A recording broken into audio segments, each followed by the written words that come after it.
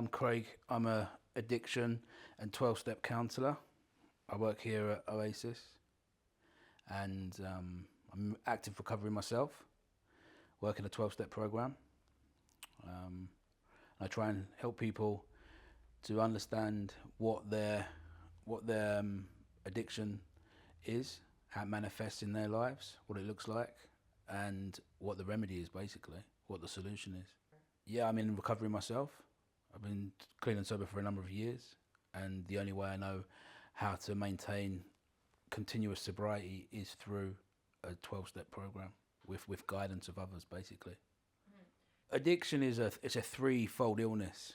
There's the allergy of the body, there's the obsession of the mind, and then there's the spiritual side of the disease as well. So the allergy of the body is a craving. So when you start, whether it be a drink or a drug, the substance is actually irrelevant.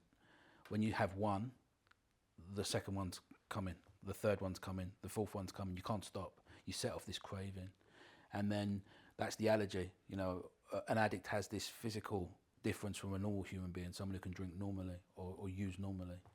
But addicts can't do that. So then what also happens is we have the second part of the disease, which is the obsession of the mind. You know, I'm telling myself I'll never do it again.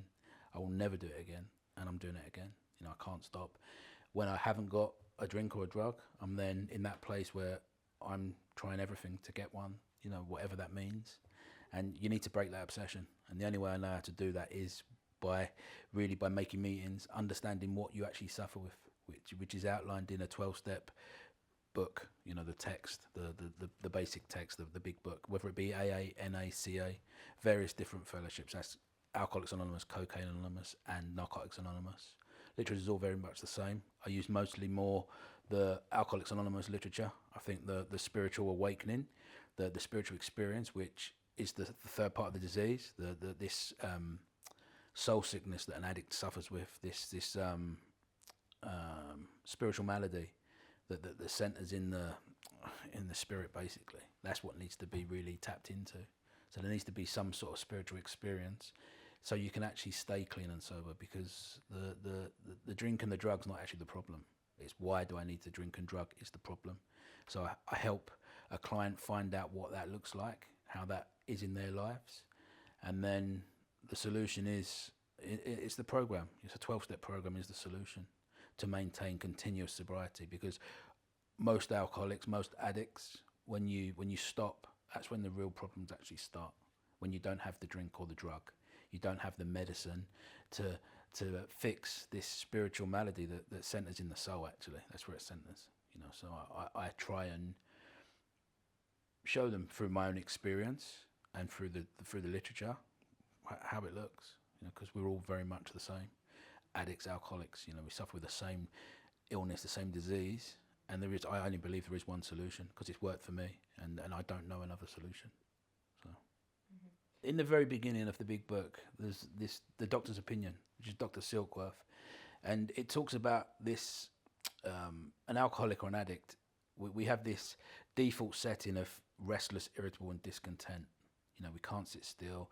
We're anxious. We don't fit in. We don't feel loved. We don't feel part of something. And what happens when we take a drink or when we take a drug is we get this sense of ease and comfort from that first one. We get this almost exhale.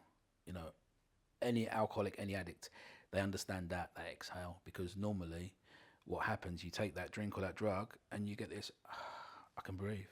You know, and that's what you're looking for. That's what I look for in active addiction, was the exhale. I need that for life. You know, I don't have a drink or drug problem. I have a living problem. You know, that's my actual problem. It's just life. You know, and I need something to get that, I can relax. And that's what the drink or drug does. And it's that simple. And people, if they are, it's very difficult, because an alcoholic will be, I haven't lost my children yet. I haven't lost my job yet. I'm not homeless yet. I'm not on the street. I'm not unable to work. No, you're not. You can still be an alcoholic. You can still be an addict, a functioning addict or functioning alcoholic. You know, you don't have to have lost everything, but the only guarantee eventually is you will. You know, because you're putting that drink and drug before anything else. That's just the way it goes. So it's really trying to look at the similarities rather than the differences, so the client can actually understand that maybe, just maybe, and if it's got that bad that you've ended up in rehab or in a 12-step program, just try it. You know, just try it, and you'll see if you are or not. You know, it's better than out there trying to solve your problems with a drink or drug, because it doesn't work. It might work for 5 years, 10 years, 20 years, some people 30 years, but eventually it gets to the point where you can't put the lid back in the bottle. You can't close a bag. You can't stop when you start. And when you get to that point, when you're really ready, you know, you need to be ready to surrender and be, I need help. And that's what I'm kind of here for, to help people understand what they're suffering with, and they're not alone. You know, it's quite possible to live a life where you don't think about a drink or a drug, you know, which I thought was impossible for me, but it's not. You know, I don't want to drink or drug anymore. The miracle has happened for me, so I try and relay that to a client and show them that it is possible, and there's a better life out there where you don't have to rely on something to get that exhale in life. I don't need an exhale today. You know, I'm at peace.